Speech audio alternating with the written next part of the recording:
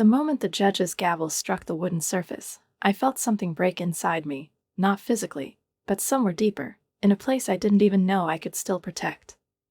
My parents, those who were supposed to be my support, suddenly disappeared, as if they had never existed at all. Grandfather's will had changed, but that was just the beginning. My name is Madalena, and let me paint you a picture of my family. My mother, Genevieve, yes, the name fits. She is a woman sculpted from pure ambition. Her whole life is a career race, leaving no time for a pause. Freedom, to her, is not just a word, but something sacred, something that gives her the strength to rise above anything that tries to hold her back. I can't count how many times I've seen her retreat into her office, behind closed doors, where her soul had no space for anything except her own successes. And although I always remained a part of her life, I was more of a background figure than an important part. And then there's my father, Vincenzo. What can I say about him? He is the protective door on a submarine, opening only for the most important things and ignoring the noise around. When it came to raising children, he was more of a spectator than a participant. He was always there, but seemed to live in a different world, in his own bubble. I thought he was incapable of showing any real care, and although his presence couldn't be called useless, I never saw in his eyes the warmth that should have been there from a father. My sister Jessica, 14 years older than me, couldn't care less that I existed. She was like a big star in her own sky, never noticing my tiny presence. I was for her like an unwanted element that appeared in her life unannounced and became a problem in itself. She grew up, had many friends, many events, but apparently, I was what she lacked, meaning the need to care. I was nothing but an obstacle. She always told me that life wouldn't be easy, that I had to survive and be strong, but I could never be that cold-hearted. I wasn't just a little sister, I was a nobody, an extra element in her peaceful world.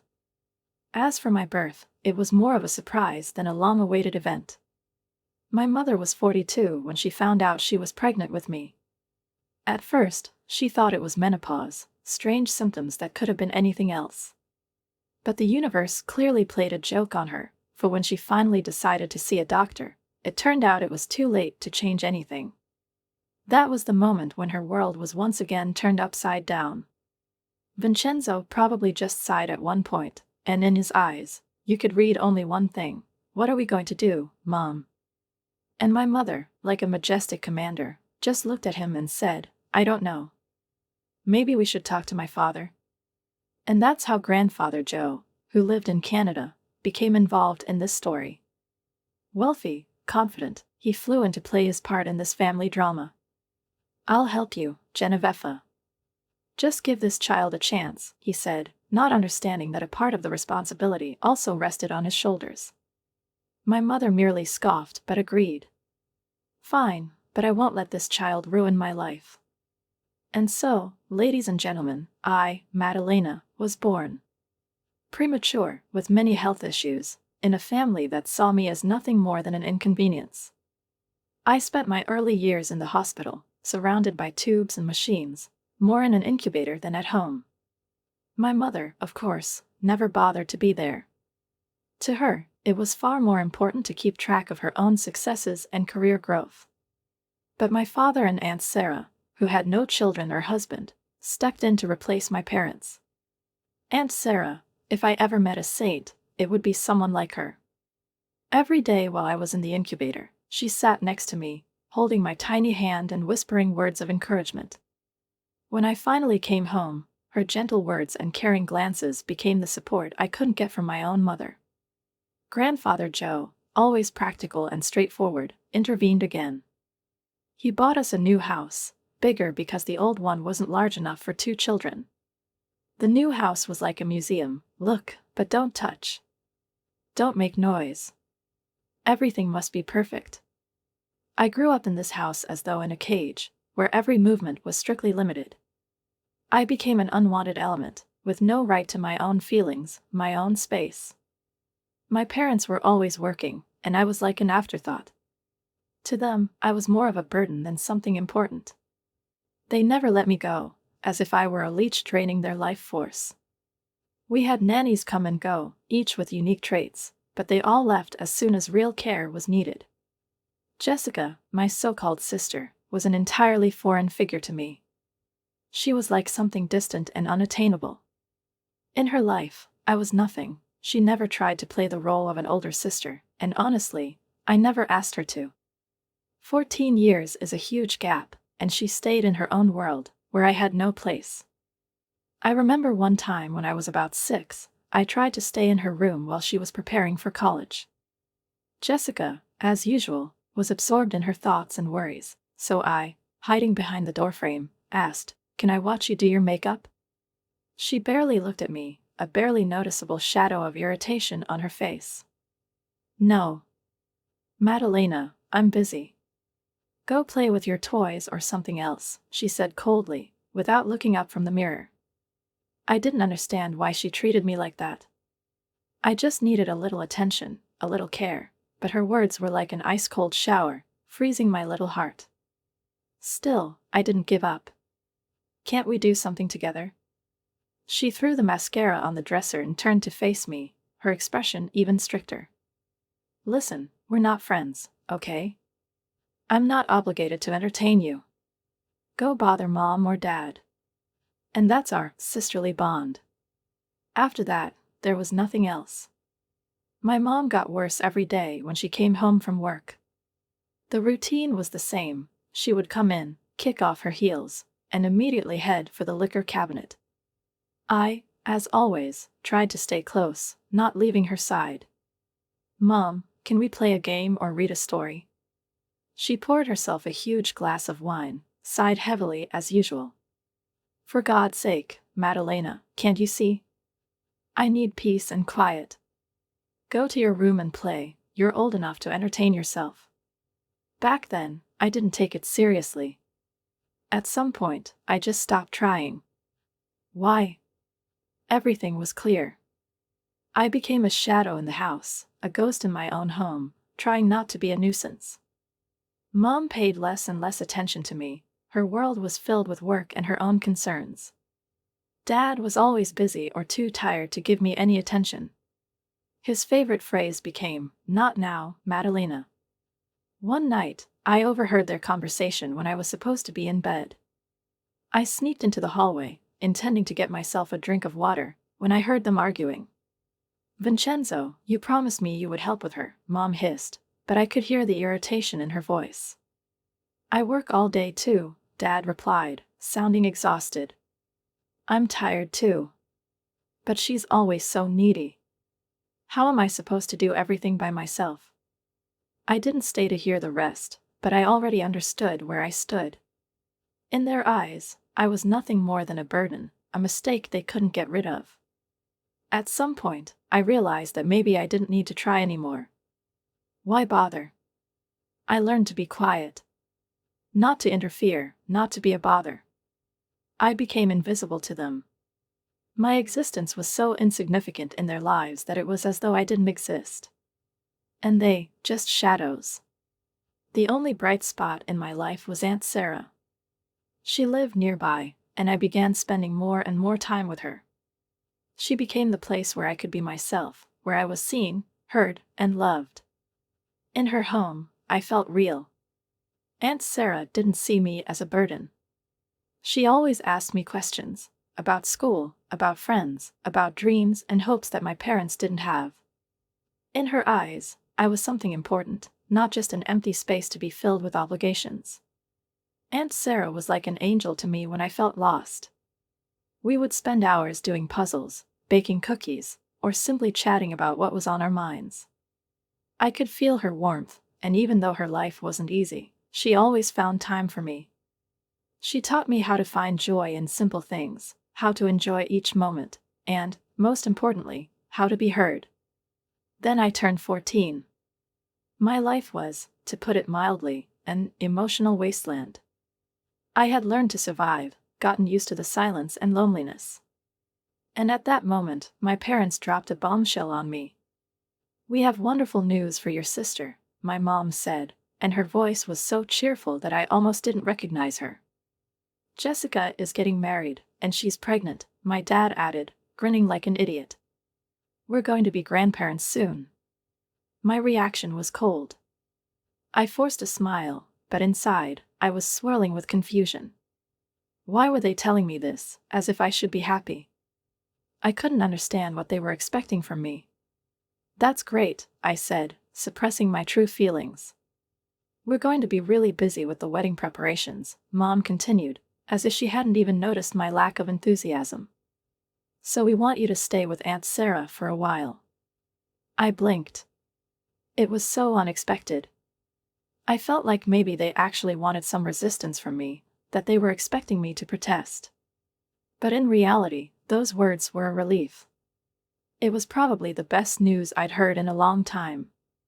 Of course, I said I'd stay with Aunt Sarah, trying not to show my impatience. Strangely, they seemed relieved, as though they expected me to resist. It just showed how little they knew me. I stood there, stunned, with the phone in my hands, like a statue. My heart was pounding in my chest, as if it were trying to escape my body. This was my room, but now it was complete chaos. Where were my things? Where was the world I had been living in until recently? Where were all the familiar details that made up my life, like my posters of favorite bands, my books, my easel where I painted? All of it was gone. There was only emptiness, filled with strange things that were foreign and unfamiliar to me. My parents stood in the doorway, their faces a mix of surprise and perhaps fear. I couldn't understand what they were feeling. It was all so confusing and absurd. This wasn't my room. Or at least, not the room I left. "Madalena," my mom said, trying to hide the surprise in her voice. "You're back." I remained silent, still trying to process what was happening. My hand trembled, and the phone's screen flickered in the silence of the room. I felt like I was sinking into that moment, as if the ground had disappeared beneath my feet. In that instant, something inside me broke. What is this?" I finally breathed out, stepping closer to the bed. "Where is my bed? Where are all my things?" Mom didn't know what to say. Dad stood behind her, his jaw clenched, his face showing no emotion, although I could feel how tense his body was. "Madalena, we need to talk," he said, his voice cold and unfriendly. "Your room is no longer yours. We're doing everything for your sister and her family. We're making space for the future, understand?" The future? I felt a lump forming in my throat. What future? Whose future? Mine or theirs? I couldn't believe what I was hearing. My hands clenched into fists, and I felt the anger building in my chest, pushing out tears I didn't want to shed. "This is not your room anymore, Madalena," Mom continued, her voice growing more distant. "You're grown now, you need to find your place in life. You're not a little girl to be troubling us with these things. And your room now, well, now it's going to be a nursery." A nursery? I stood there, unable to say a word. This was too much for me. Everything I had once known as my life was now crumbling before my eyes. My own room, which had been my refuge, my home, it had become alien, taken from me. My parents no longer saw me as the child who had once been the center of their world. I had become just a part of their life plans, something to be put on the back burner. I finally found the strength to exhale. I don't want to be here. I don't want to live here anymore. Mom didn't have time to respond before I turned around and walked out of the room. I didn't know where I was going, but I felt that I needed to run. I went downstairs, not looking back, not listening to their voices. I didn't want to hear anything, didn't want to feel anything. I felt the tears rolling down my cheeks, but I didn't stop. When I got outside, the dark sky hung over the city, and it felt like even the night was against me. The wind was cold, and I felt it seep into me, taking away all my emotions, leaving only emptiness. But strangely, that emptiness gave me some sense of peace. I was alone. I was free from everything that had kept me here, in this house. I walked down the streets, not knowing where I was headed, but feeling a strange relief that I had left that house. But then, I felt the fear of what was to come, of having to rebuild my life, of finding a new way of existing. How would I live without this place? How would I live, knowing I was no longer welcome in that house? My hand tightened around the phone that had been given to me by my grandfather. I remembered his voice, warm and caring. He had always been a support for me, and perhaps, at that moment, I understood that it was this support that would help me get through it all. I held the phone to my ear, and although fear echoed in my voice, I dialed the number.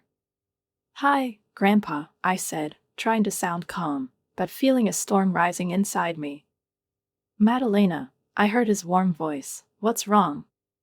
Why are you so upset?" I couldn't hold back the tears anymore. They flowed like rain, and no matter how far away I was, my heart felt one thing: emptiness. I stood on the threshold, feeling the cold wind creeping under my clothes, as if it had reached my heart, where once there had been comfort and warmth. But now, all that was left was emptiness, vast and barren. What had happened didn't make sense in my mind. My hands were shaking, and tears blurred my vision. Mom and Dad, they didn't see me as their daughter anymore. I was a mistake. A mistake they hadn't expected. Their words, like sharp thorns, pierced my heart, and each moment of their cruelty hurt even more. And now, here I was, standing on the porch, without a home, without support, completely alone. I sighed, and the air around me seemed even colder, despite it being an early spring day. Inside me, like in an empty vessel, silence rang. It felt like a journey into an unknown world, a place with no room for joy or comfort. I looked back at the house, the one that used to be my world, now seeming alien, cold, lifeless. Could this really have happened? Was I supposed to leave everything I had once held dear? I looked at my bag, scattered around me like the fragments of my past.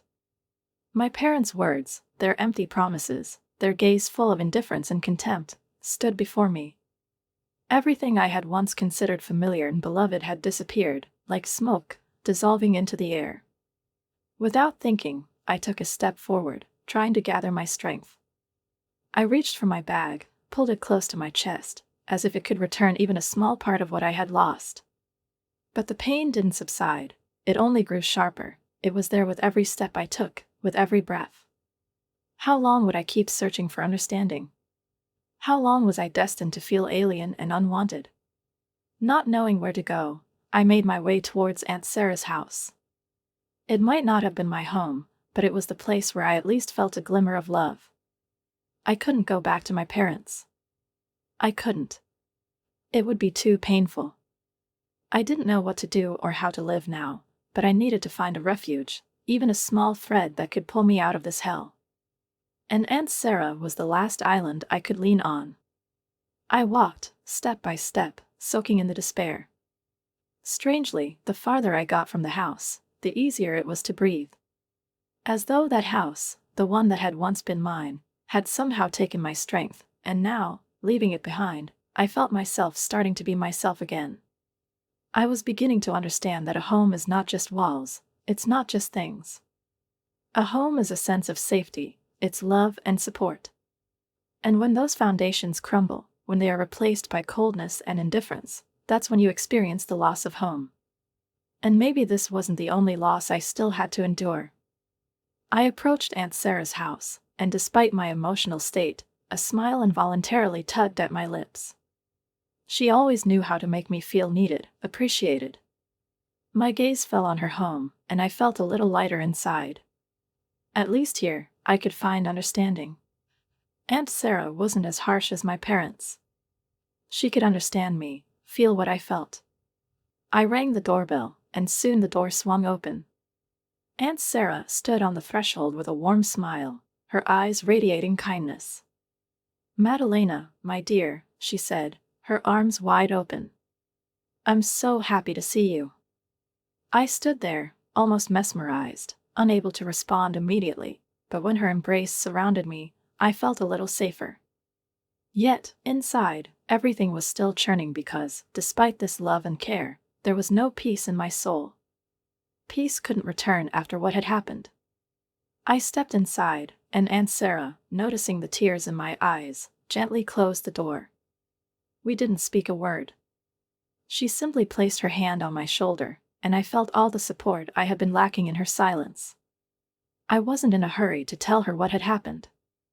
I just sat in the chair, forgetting about my bags, and felt how the tension in my body slowly began to ease a bit. But still, I couldn't shake the feeling that my hands were empty. I was alone, and all I could do was try to gather myself, piece by piece. I don't know how long I sat there, crying on the steps, trying to make sense of what had happened. Inside, everything was turned upside down, my thoughts unable to come together into a coherent picture. In the house where I was born, I wasn't wanted, I wasn't loved. I was no more than a burden, a mistake they simply chose to forget. It was impossible to understand what had driven them, a passion for a new family ideal, or just a desire to rid themselves of all reminders of the past. But in that moment, sitting on the cold steps, I knew only one thing: I had lost my family, my place in this world. Some time passed before I gathered the strength to stand up. The bags, which now felt unbearably heavy, pressed against my shoulders like a weight, as though my belongings were burdened not only by their physical weight but by everything I had left behind. I sniffled, wiped my eyes, and continued walking, feeling how each step caused me pain. I didn't know how much time had passed, but the feeling of emptiness and loneliness never left me. Suddenly, amid my silent suffering, a familiar voice cut through the air. "Madalena, can you hear me?" he said, and there was so much concern in his voice that I flinched. I jumped, looking around wildly until I realized the voice was coming from my phone. For a moment, it felt like I was hearing him live, right next to me, but when I picked up the phone with trembling hands, a wave of terror swept over me. Grandpa, he had seen. He had seen everything.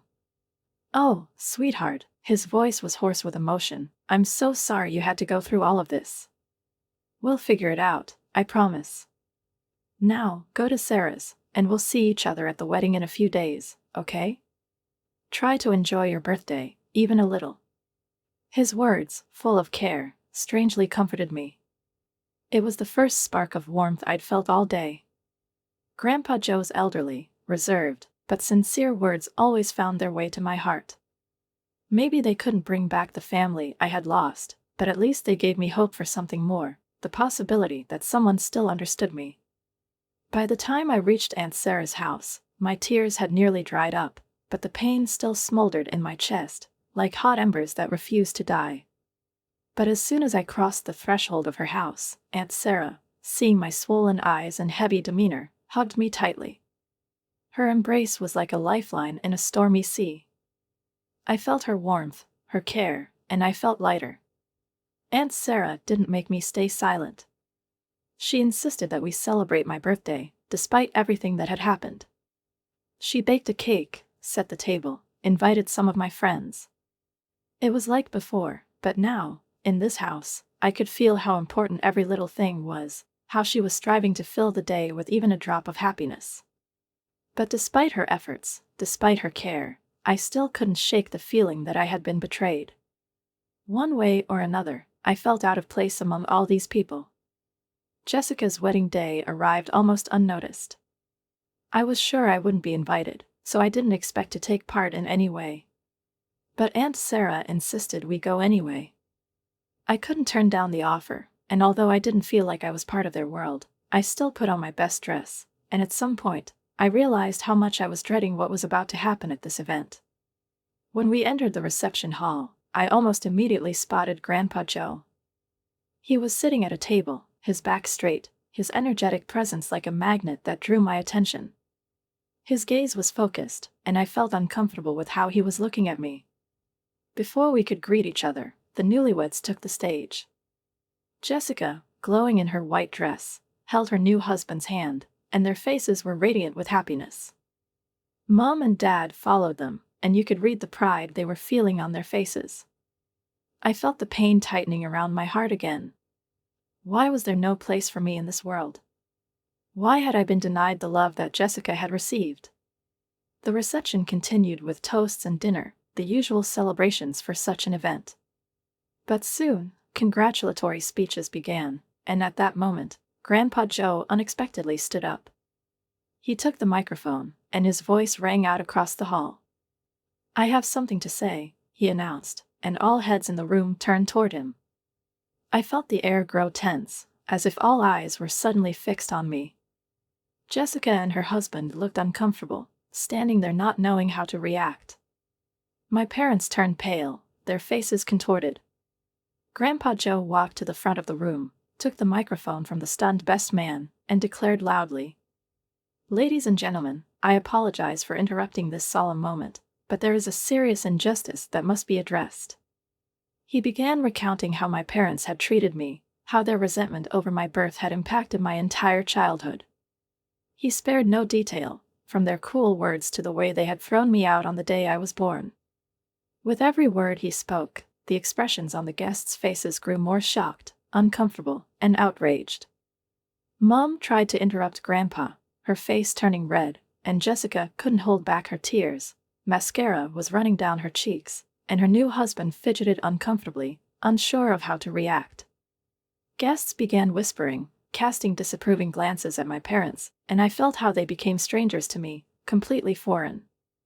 At the moment the judge looked at the screen and saw the video where my parents callously and inhumanely threw me out of the house, the entire atmosphere in the courtroom changed. It was as if an invisible wall of discord had broken, leaving only the cold, firm gaze of the law, unaffected by manipulations or my parents' genuine tears. They began nervously exchanging glances, clutching their hands, but nothing could save them. It was proof that their love for me, all those apologies and pitiful gestures, had been nothing but a mask, covering up their greed and desire to control what had once been rightfully mine. I stood in the plaintiff's chair, feeling the wave of despair and anger wash over me again.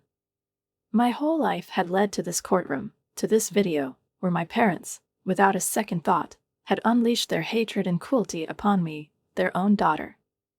They hadn't even tried to hide that their care for me at that moment had been nothing more than an illusion, created solely for money, to seize Grandpa's inheritance. And now they were sitting in front of me, their hostility fully exposed, and they had lost their last weapon, manipulation and lies.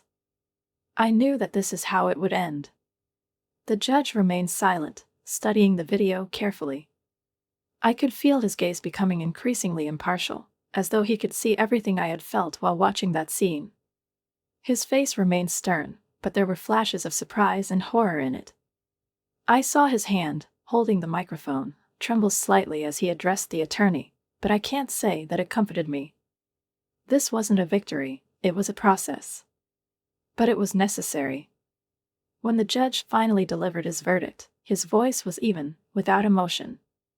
He said that, in light of the evidence presented, which left no room for manipulation or fabrication, I had the right to full custody by Aunt Sarah. The word custody sounded like a heavy sentence for my parents. It wasn't just a decision, it was a real blow that stripped them of the power and control they had tried to maintain over my life. I could feel them shrinking from this defeat, their faces shifting, from anger to utter helplessness. As we left the courtroom, I couldn't hold back my tears, but they weren't tears of pain.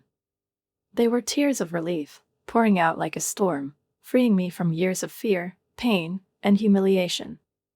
I looked at Aunt Sarah, who was holding my hand, and felt how her support had become my salvation. Aunt Sarah was my only family. Only she, after everything I had been through, showed me true care, not hidden behind attempts to manipulate. When we stepped out of the courtroom and into the street, the air felt special, fresh, invigorating, but not suffocating. It wasn't, as before, filled with bitterness, anger, and fear. It was simple and pure. We stood with Aunt Sarah on the sidewalk, and I felt something important inside me begin to heal, something lost since birth. I was no longer that Madalena they had tried to break. I had become myself, independent and free. And finally, it was my time. That evening, I sat with Aunt Sarah in her cozy kitchen, and although my heart was heavy from everything I had been through, I felt that now I was on the right path. I was no longer alone in this world. Aunt Sarah, sitting across from me at the table, just looked at me with such warmth and care that tears welled up in my eyes again. But now they were tears of gratitude, not pain. She had saved me, given me a second chance at life. I didn't know what would come next, but I felt that everything that had happened was inevitable. Fate had brought me here, to this moment. I couldn't help but acknowledge that there was a reason for everything that had occurred. I was finally able to look at it from a different perspective, and understand that Aunt Sarah wasn't just a relative, she was my salvation, my last refuge. The next morning, I woke up with the feeling that all the trials were behind me. I knew there would still be difficulties ahead, but now I had the strength to face them. Aunt Sarah, with her incredible kindness and resilience, had become my guiding light.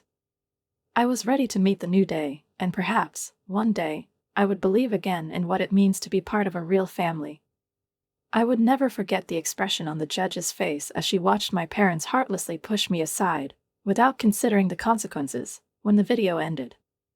The courtroom was deathly silent. Everyone present seemed to hold their breath, and the judge, looking at the screen for one last second, finally turned toward them. Her expression was rigid, as if encased in ice, and in that gaze was all the power of justice she wasn't afraid to demonstrate. She said that in all her years of judicial practice, she had rarely encountered such a clear case of parental neglect and emotional abuse.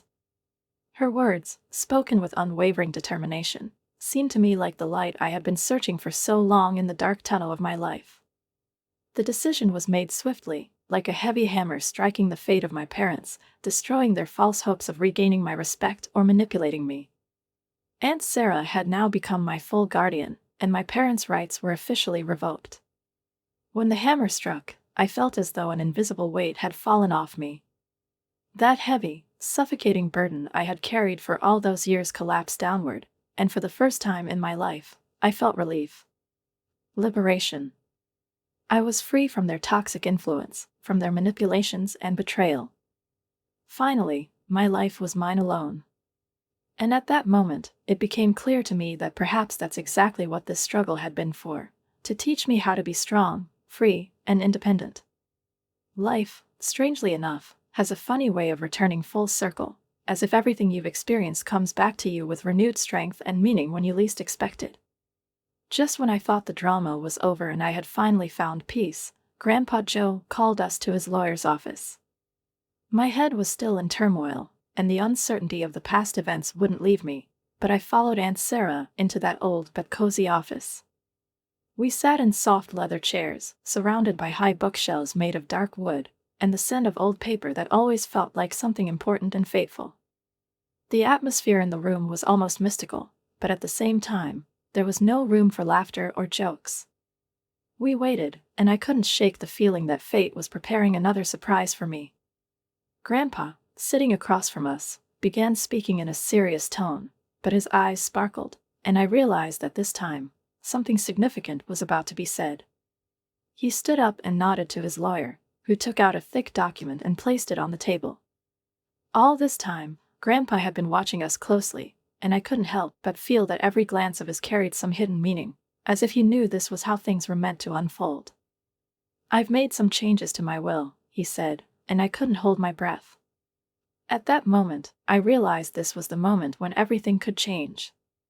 As I promised at the wedding, he continued. I clenched my fists, ready for any outcome. But then his words completely took me by surprise. "I've decided to leave all my property to you," he said, addressing both me and Aunt Sarah. "Vincenzo and Genevieve are officially disinherited." I sat there, stunned. Not believing my ears, I tried to process what he had said, but my mind refused to accept these words as reality. I knew Grandpa might have threatened this at the wedding, but I never believed he would actually go through with it. This wasn't just a threat, it was a decision that changed not only my life but the fate of everyone connected to him in some way. When we left the lawyer's office, I felt like my world was spinning around me. My head was dizzy from the consequences of what had just happened. And it was in that very moment that my phone rang. It was Jessica. "How could you do this to me?"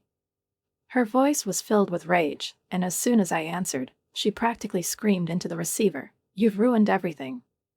You've turned Grandpa against us, and now he's leaving everything to you and Aunt Sarah. This is unfair. I want my share too." I jerked the phone away from my ear, startled by the volume. Ignoring her screams, I tried to remain calm and composed. "What are you talking about?" I asked, trying to understand what was happening. Don't play the fool, she snapped, and I felt her words prick me like an icy knife. You've been manipulating him, I know. This is all your revenge. You were jealous of me, and now you're taking everything. I closed my eyes, took a deep breath, and mentally counted to 10, trying to maintain my dignity. Then I calmly but firmly replied, Jessica, I didn't ask for any of this. This was Grandpa's decision, not mine. If you want to change his mind, you'll have to talk to him yourself. Her reaction was predictable. She snorted and said, Maybe I will. But don't think it's over, Madalena. You just walk in and steal what rightfully belongs to us. When she finally hung up, I felt an overwhelming mix of emotions.